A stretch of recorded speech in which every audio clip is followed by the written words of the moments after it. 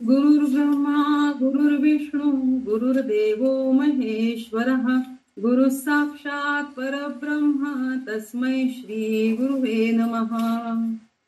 सर्वमंगल मांगल्ये शिवे सर्वार्थ साधिके शरण्ये त्र्यंबके गौरी नारायणी नमोस्तुते।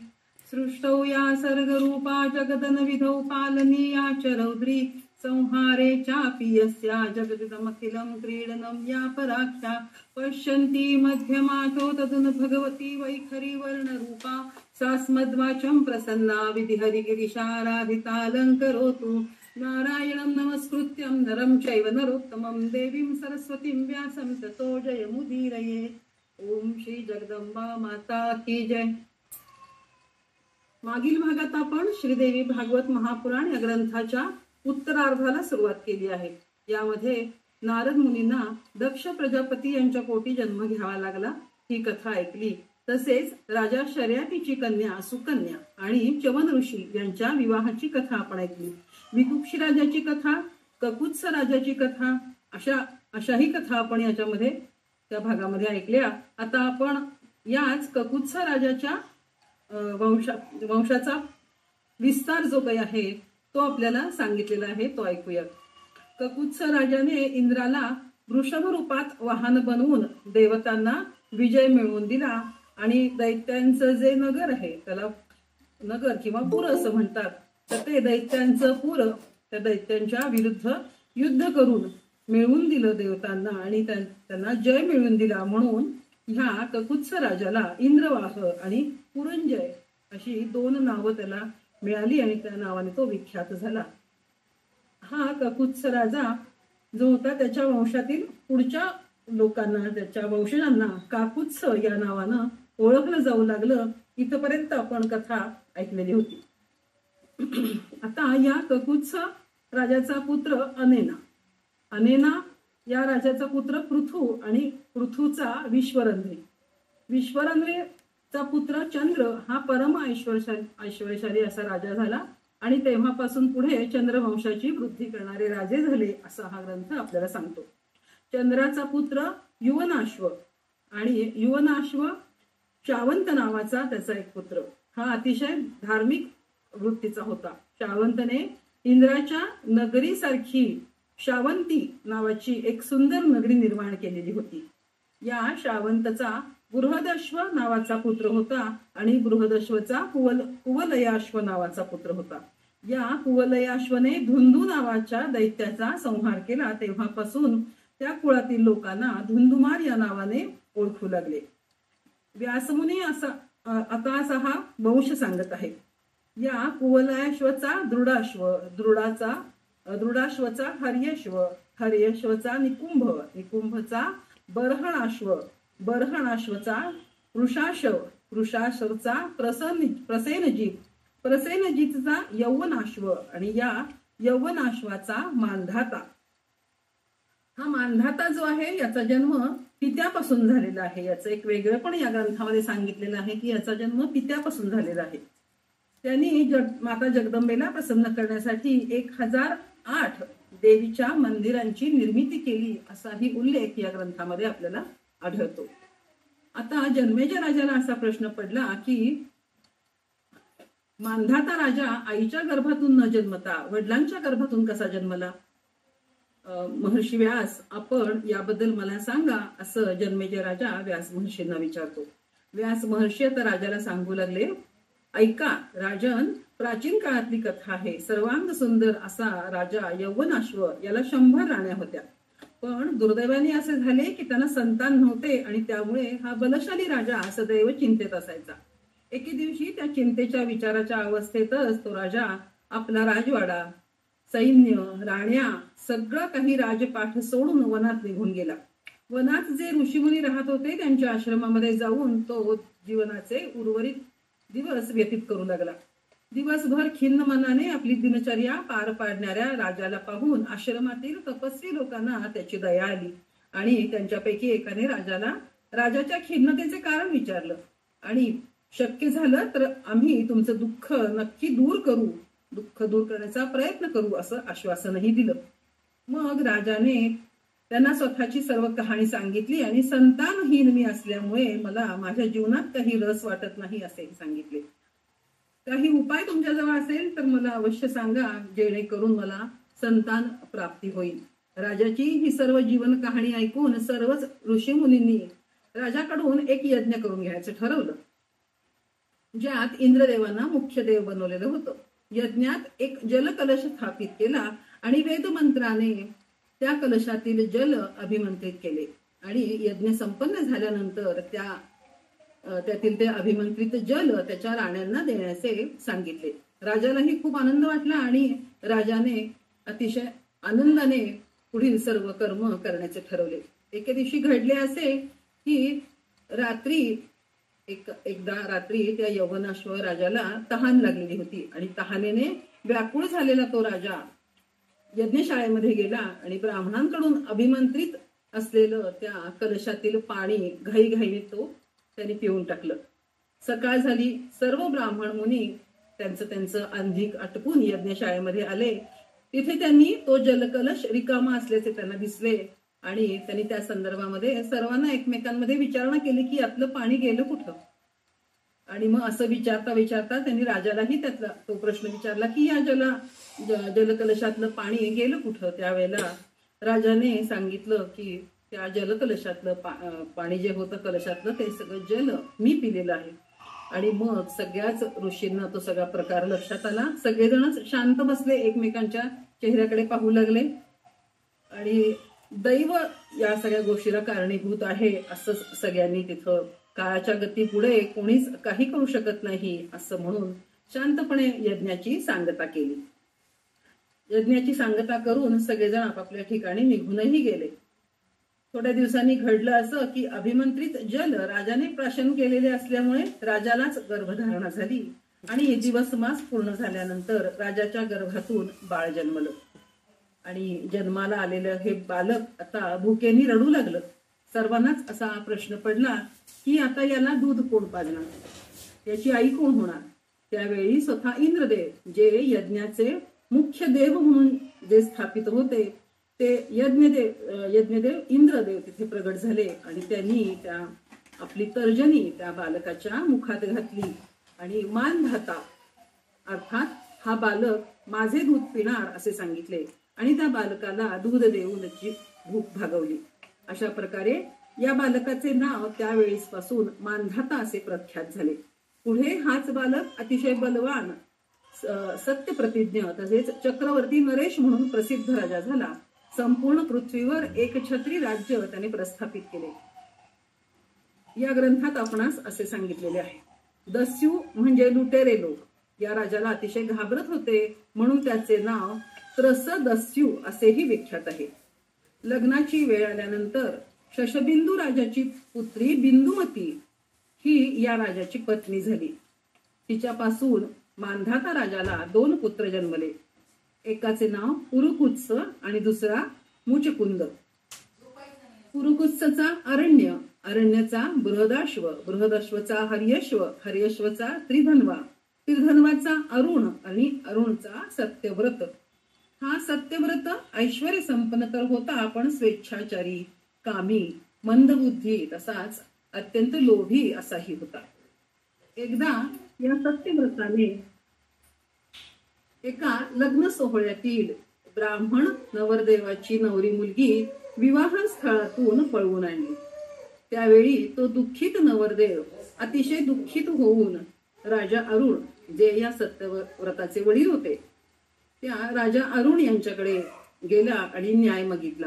त्यावर राजा अरुण अतिशय क्रोधित झाला आणि त्यांनी आपला मुलगा सत्यव्रत याला राज्यातून बाहेर हाकलून दिले.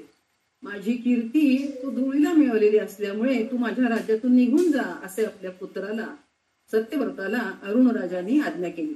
तुझं कृत्य हे अत्यंत नीच दर्जाचं आहे. प्रजेला त्रास देणारा असा तू आहेस. त्यामुळं माझ्या राज्यात तू राहू नकोस आणि तू राज्याबाहेर जाऊन चांडाळांबरोबर जाऊन राहा. तुझं कर्म चांडाळांचं कर्म आहे असंही सांगितलं. आपल्या क्रोधित झालेल्या वडिलांच्या या आज्ञेमुळे सत्यव्रत त्या नगरातून बाहेर पडला आणि नगराच्या बाहेर असलेल्या चांडाळांच्या बरोबर तो राहू लागला. त्यावेळी त्यांनी त्याचं धनुष्यबाण मात्र बरोबर घेतलेलं होतं. त्यावेळी जाताना सत्यव्रताच्या डोक्यात हे पक्के होते की माझे वडील माझ्यावर इतके रागावलेले होते, पण त्यावेळी जर तिथे गुरु वशिष्ठ जे बसलेले होते त्यांनी जर काही माझ्या वडिलांना समजावून सांगितले असते, चार गोष्टी समजुतीच्या सांगितल्या असत्या, तर माझी राज्यातून बाहेर जाण्याची शिक्षा जी आहे ती आमच्या वडिलांनी मला दिली नसती. असा विचार करत करत मुनी वसिष्ठ यांच्यावर मनात राग ठेवून हा राजकुमार सत्यव्रत हा राज्यातून बाहेर पडला. इकडे राजा अरुण आपल्या मुलाच्या या कृत्यामुळे अतिशय वाईट वाटलं त्याला आणि आपल्या मुलाची बुद्धी शुद्ध व्हावी म्हणून मुलासाठी तपश्चर्या करण्यासाठी वनात तो गेला. राजा इंद्रदेव याने त्या अरुण राजाच्या राज्यात अनाचार चालू आहे असं त्याला समजलं आणि तिथे त्यांनी वर्षावृष्टी बंद करून टाकली. म्हणजे पाऊस जो पडत होता तो पाऊस तिथला बंद करून टाकला. पाऊस बंद झाल्यामुळे स्वाभाविकपणे तिथे सर्वत्र घोर दुष्काळ पसरला.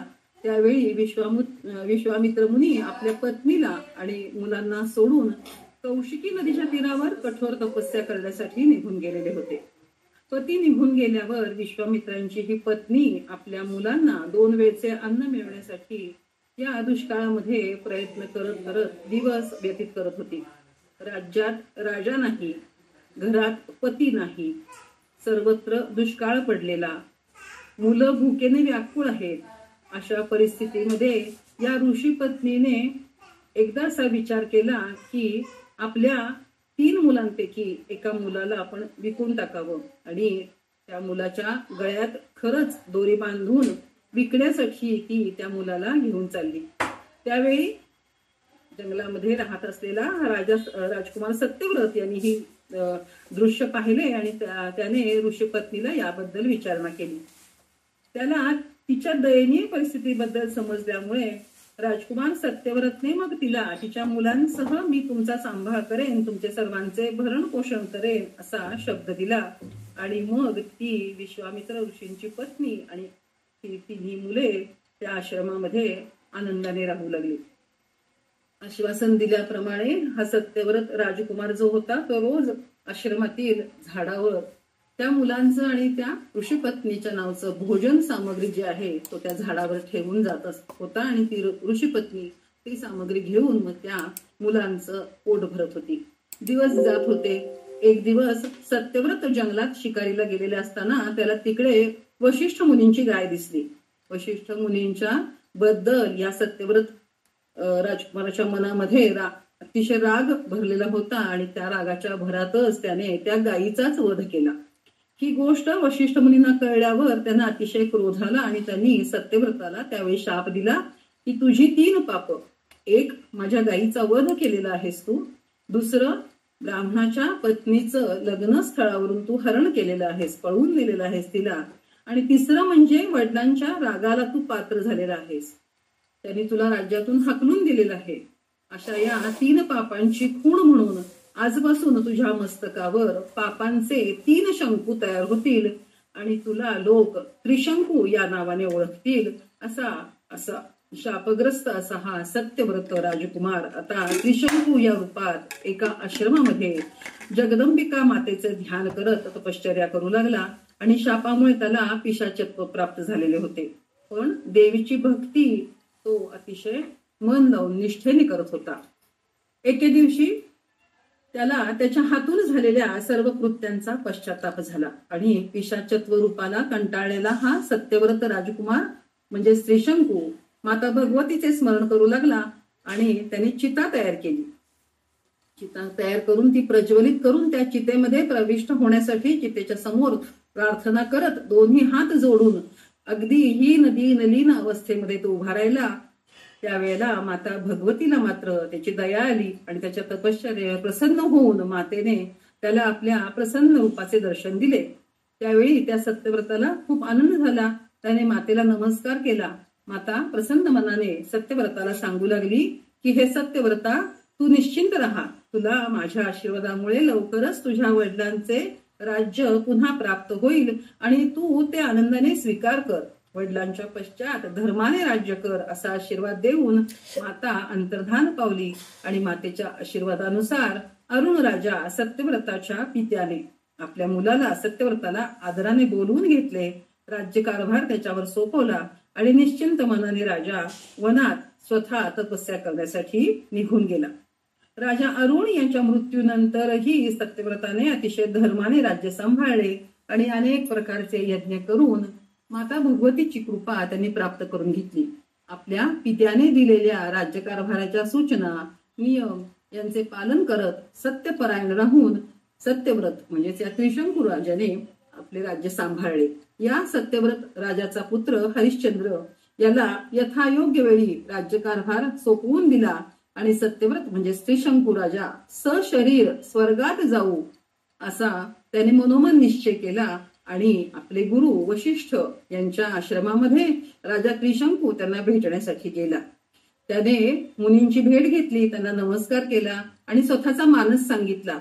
एखादा असा यज्ञ आपण माझ्याकडून करून घ्या की ज्याचे फळ म्हणून मला सदैव स्वर्गातील भोग भोगण्यासाठी जाता येईल असा मानस त्यांनी गुरु वशिष्ठांना सांगितला. त्यावर वशिष्ठ मुनींनी राजाला खूप समजावले. असं सदैव स्वर्गात आपण जाऊ शकत नाही. एखाद्या यज्ञाचं फळ म्हणून कदाचित मृत्यूनंतर स्वर्गाची प्राप्ती तुम्हाला होईल, पण असं सदैव आपण स्वर्गात जाऊ शकत नाही. हे सर्व ऐकून आधीच या वशिष्ठ मुनींबद्दल मनात राग असलेला हा त्रिशंकू राजा वशिष्ठ मुनींवर अजूनच संतापला आणि त्यांनी वशिष्ठ मुनींना थोडं संतापूनच असे शब्द सुनावले की मी दुसऱ्या कुणाकडून तरी हा यज्ञ करून घेईन. असं उच्च स्वरात मुनींचा अपमान होईल अशा शब्दात या सत्यव्रताने म्हणजेच त्रिशंकू राजाने सांगितलं. आता पुन्हा वशिष्ठ मुनींना क्रोध आला आणि त्यांनी त्या त्रिशंकूला पुन्हा शाप दिला की तुझे हे मागणे योग्य नाही आणि बोलणे तर अजिबातच नाही. त्यामुळे मी आता तुला असा शाप देतो की तू चांडाळ होशील आणि सदैव स्वर्गप्राप्ती तर नाहीच, पण मृत्यूनंतरही तुला स्वर्गप्राप्ती होणार नाही. ही शापवाणी उच्चारताच चांडाळ रूपात त्रिशंकू गेला आणि त्याचे शरीर जे आहे ते अतिशय दुर्गंधीयुक्त झालं. त्याच्या अंगावरचे वस्त्र सगळे जे होते ते कृष्णवर्ण झाले आणि शरीर जे होतं त्याचं गजवर्ण सारखं धुरकट झालं. मा भगवतीच्या उपासनेने तेजस्वी झालेला राजा सत्यव्रत म्हणजे त्रिशंकू पुन्हा वशिष्ठ मुनींच्या शापाने पूर्ण निस्तेज झाला. चांडाळ रूपात भेसूर दिसू लागला. गायत्री जपामुळे देवीची उपासना करणाऱ्या मुनींचा अपमान केल्यामुळे हा राजा तेजहीन झाला. अशा प्रकारे हा निस्तेज त्रिशंकू दुःखी मनाने राज्यातून बाहेर पडला आणि जंगलात निघून गेला. माझे हे चांडाळ रूप पाहून माझे पुत्र पत्नी प्रजा माझा स्वीकार कदापिही करणार नाहीत आणि माझा आदरही त्यांना वाटणार नाही. त्याच्यापेक्षा असेच जगण्यापेक्षा मृत्यूला जवळ करावे असा आत्महत्येचा विचार करत तो जंगलाकडे निघून गेला. पुढे जात जात तो एकदा गंगा नदीच्या किनाऱ्यावर पोचला.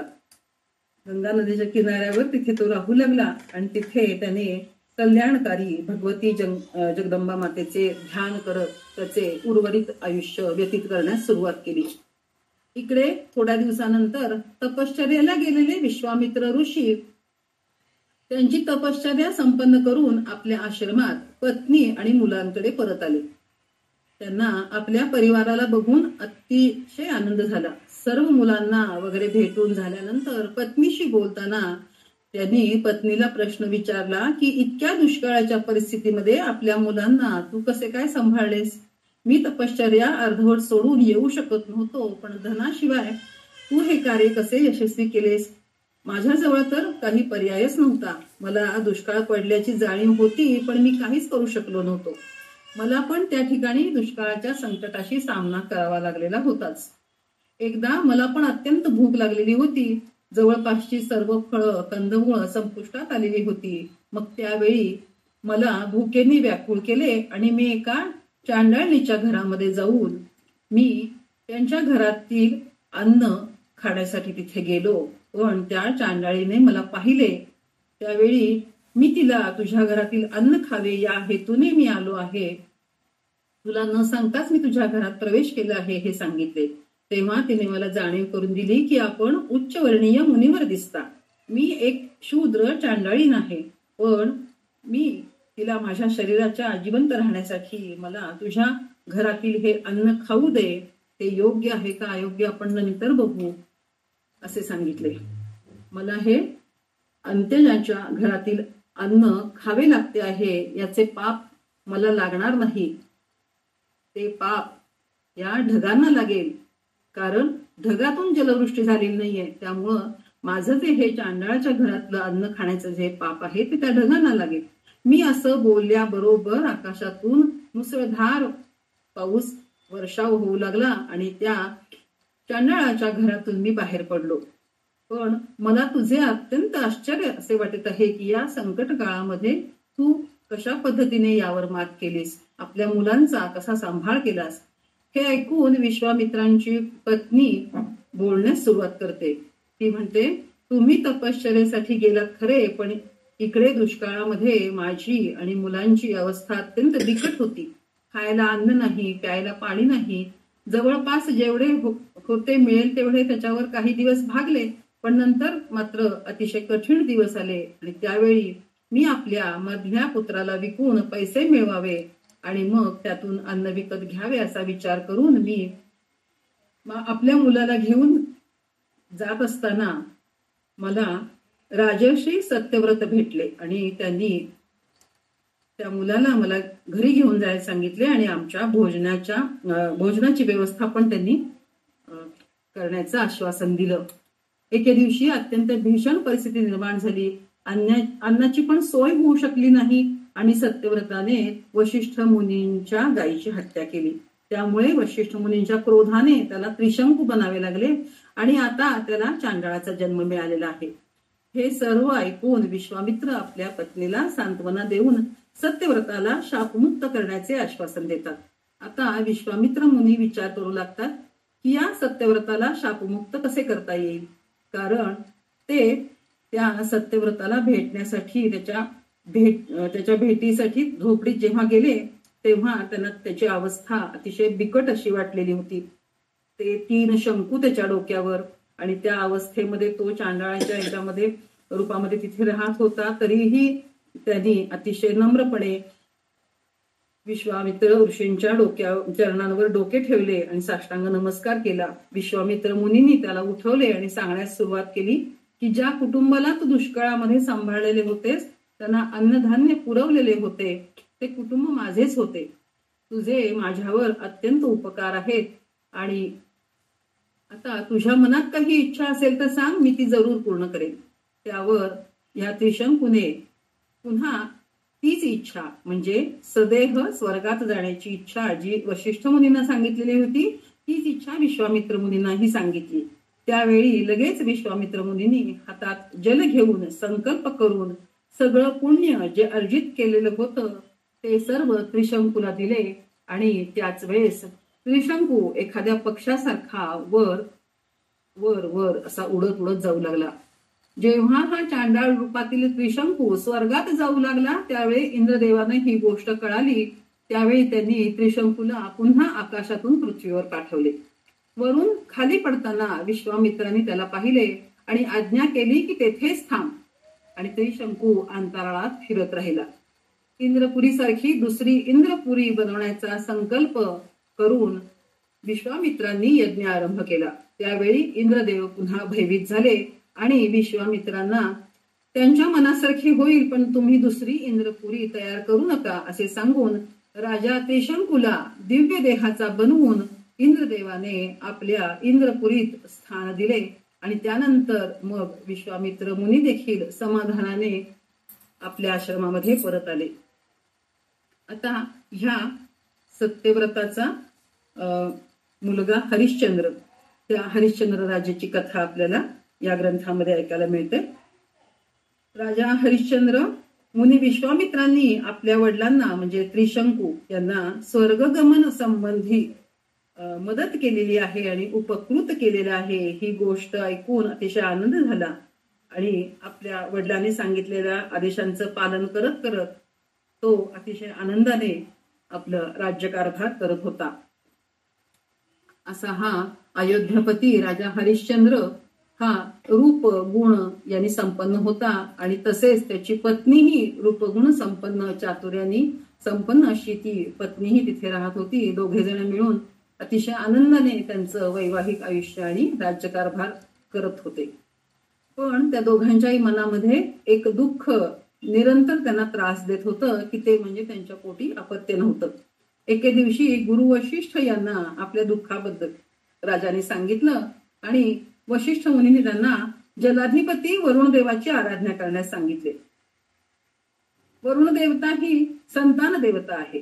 त्यामुळे वशिष्ठ गुरूंच्या सांगण्यानुसार देवऋण, ऋषी ऋण, पितृऋण या तिन्ही ऋणातून मुक्त होण्यासाठी राज्यपाठ त्याग करून गंगा नदीच्या किनाऱ्यावर राजा हरिश्चंद्र वरुण देवांची आराधना करण्यासाठी उग्र तपश्चर्या करू लागला. वरुण देवानी प्रसन्न होऊन मग हरिश्चंद्राला पुत्रप्राप्तीचा आशीर्वाद दिला आणि राजानेही नरमेध यज्ञ करण्याचे कबूल करून तो आशीर्वाद ग्रहण केला. यथावकाश हरिश्चंद्र राजाची राणी शैव्या तिला दिवस गेले आणि राणीने शुभ नक्षत्र, शुभ दिवस, उत्तम मुहूर्तावर एका बालकाला जन्म दिला. बालकाचा जन्म झाल्यावर राजालाही अतिशय आनंद झाला आणि बाळाच्या आगमनाचा उत्सव राज्यामध्ये सर्वत्र उत्साहाने साजरा झाला. त्या बाळाचे नाव रोहित असे ठेवले गेले. दिसामासाने हा रोहित वाढत होता. पण नरमेध यज्ञाच्या विचित्र नवसामुळे वरुण देव राजाला त्या रोहितचा बळी मागत होता. राजाने खूप दिवसानंतर पुत्रप्राप्ती झाल्याने पुत्र प्रेमाने मोहित होऊन वरुण राजाला दिलेला शब्द पाळला नाही आणि वरुण राजाला थोडी मुदत द्या, नंतर मी हा यज्ञ करीन असे सांगत सांगत तो दिवस पुढं पुढं ढकलत होता. शेवटी आता रोहित लग्नाच्या वयाचा झाला. एके दिवशी या रोहितला असं कळतं की आपले वडील आपलाच बळी देऊन यज्ञ करणार आहेत आणि आपल्या वरुण देवांना दिलेला शब्द पाळणार आहेत. हे असं कळल्यानंतर रोहित जो आहे हा राज्यातून आपल्या प्राणांची रक्षा करण्यासाठी कोणालाही न सांगता पळून गेला आणि तो जंगलात जाऊन राहू लागला. पुन्हा वरुणदेव इकडे यज्ञासाठी विचारणा करू लागले आणि राजा हरिश्चंद्राने आपला पुत्र न सांगता कुठेतरी निघून गेला आहे, त्यामुळे यज्ञ करण्यास मी असमर्थ आहे असे सांगितले.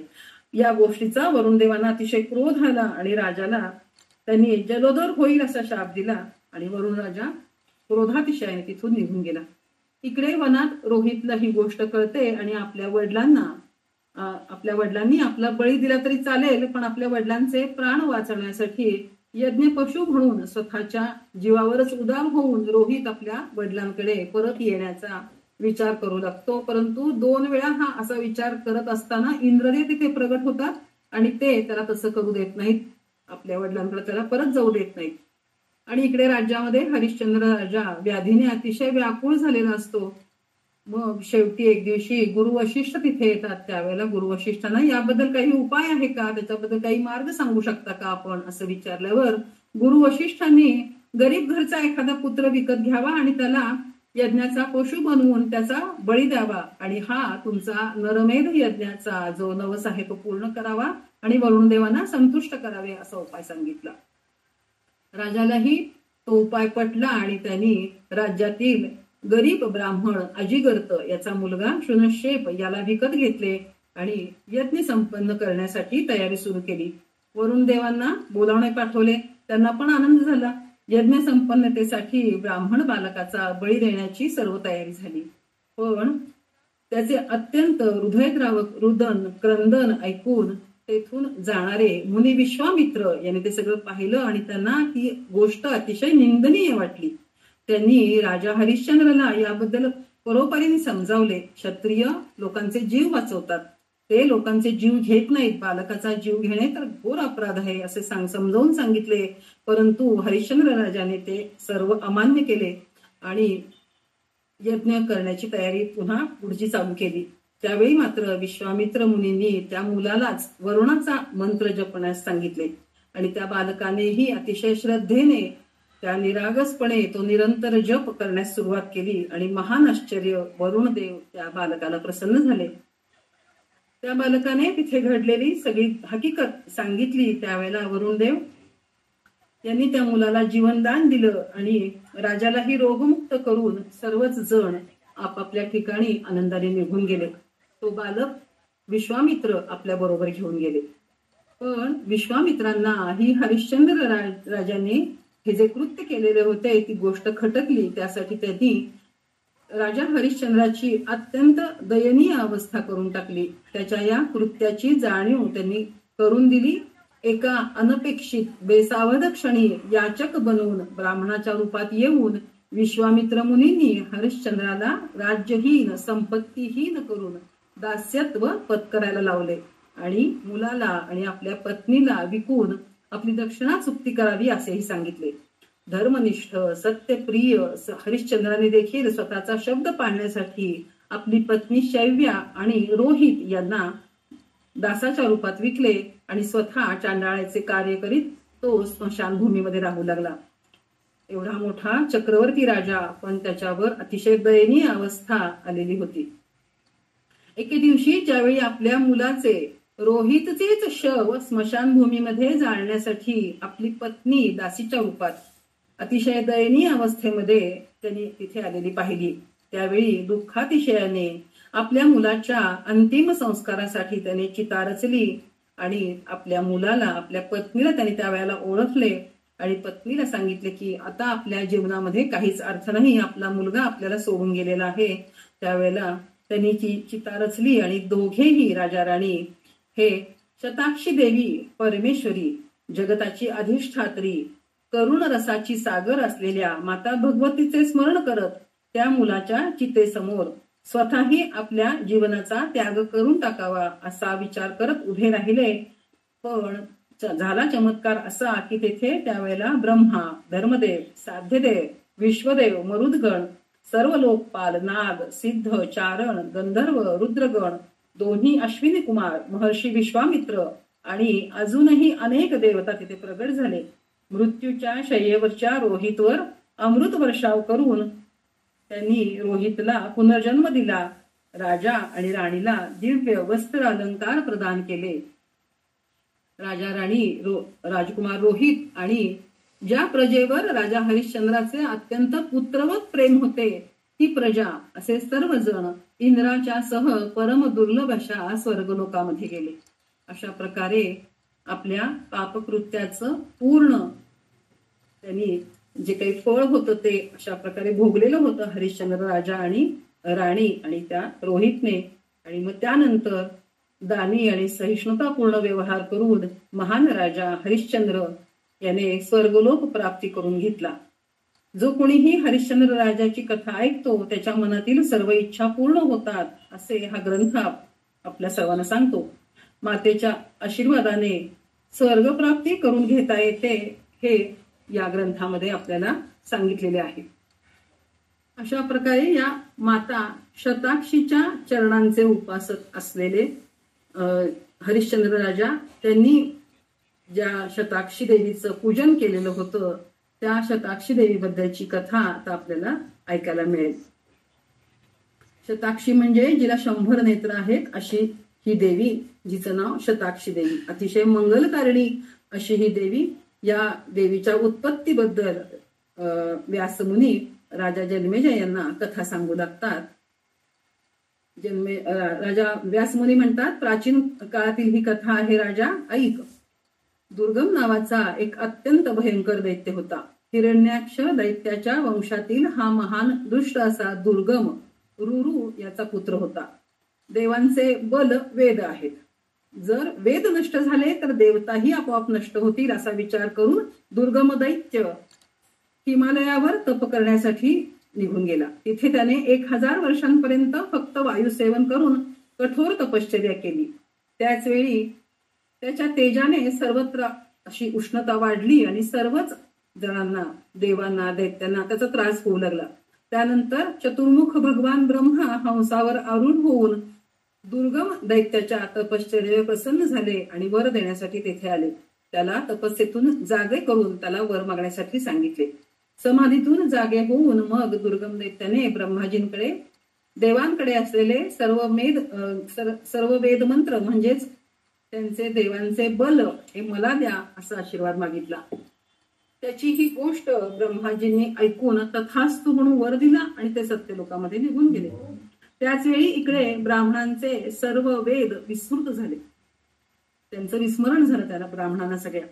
संध्या, होम, यज्ञ, जप या देवाच्या साधनेसाठी जे साधन होते ते सर्व लोप पावले. त्यामुळे समस्त पृथ्वीवर हाहाकार उडाला. पृथ्वीवर यज्ञ, होम लोप पावले. त्यामुळे देवता जराग्रस्त झाले. त्यावेळी दुर्गम दैत्याने इंद्रदेवांच्या नगरीला घेरले. देवता सर्व जराग्रस्त शक्तिहीन झाल्याने तेही तेथून घाबरून पळून गेले आणि गिरीकंदरी राहू लागले. त्यावेळी त्यांनी सर्वांनी गुहांमध्ये लपून राहून परम शक्ती स्वरूपा परांबिका देवीचे ध्यान करत करत आपले दिवस ते व्यतीत करत होते. यज्ञ बंद झाल्याने पृथ्वीवर दुष्काळ पडलेला होता. ही अनावृष्टी जवळपास 100 वर्षांपर्यंत राहिली. प्रजा नष्ट झाली, पशुपक्षी मरून गेले. यावेळी शांत चित्तेने जगदंबा मातेची उपासना करणारे ब्राह्मण भगवती मातेची स्तुती करू लागले. नमः कूटस्थ रूपायै चिद्रूपायै नमो नमः. नमो वेदांत वेद्यायै भुवनेश्यै नमो नमः. प्रसीदत्वं महेशानी प्रसीद जगदंबिके अनंत कोटी ब्रह्मांड नायिके ते नमो नमः. अशा प्रकारे ब्राह्मणांच्याकडून प्रार्थना उपासना झाल्यानंतर समस्त जगतावर शासन करणारी भगवती भुवनेशी माहेश्वरी पार्वती अनेक नेत्रांनी युक्त असलेली अशा रूपामध्ये सर्वांच्या समोर प्रगट झाली. त्या देवीचे रूप काळ्या काजळाप्रमाणे होते. नीलकमलासारखे डोळे होते आणि मातेच्या हातामध्ये बाण, धनुष्य, कमळ पुष्प, फळा फुलांनी भरलेले पुष्प पल्लव, अनेक विविध रसांनी युक्त भूक तहान दूर करणाऱ्या भाज्या असे सर्व दिसत होते आणि डोळ्यातून असंख्य जलधारा बरसत होत्या.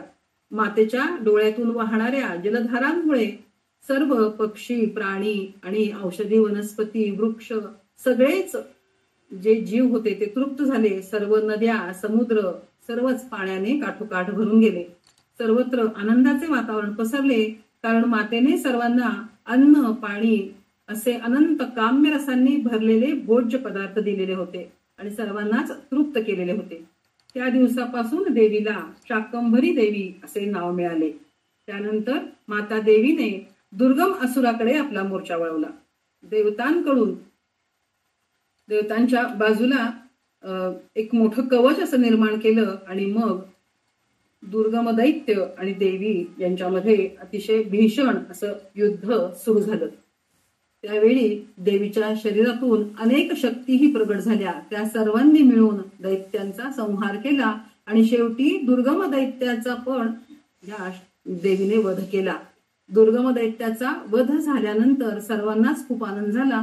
देवीने दैत्याने जे वेद बळकावलेले होते ते परत पुन्हा ब्राह्मणांना सोपवले आणि स्वतः भगवती मातेने सर्व ब्राह्मणांना ते वेद सांभाळून ठेवा, त्यांची सेवा करा, त्यांची पूजा करा, त्या वेदांचं अध्ययन आणि पठण करा अशी आज्ञा केली.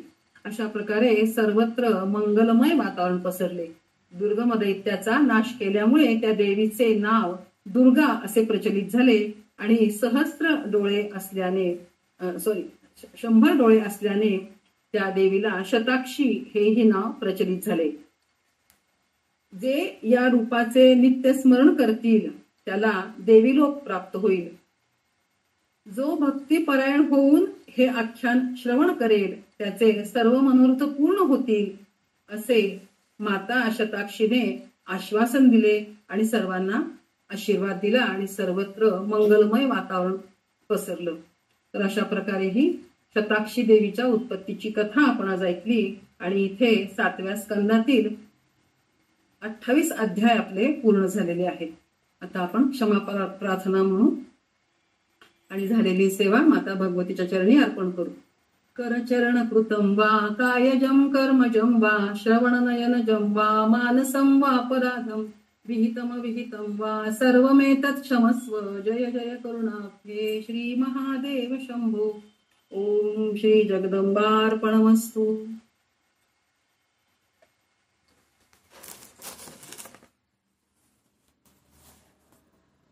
या सगळ्यामध्ये फक्त जे हरीश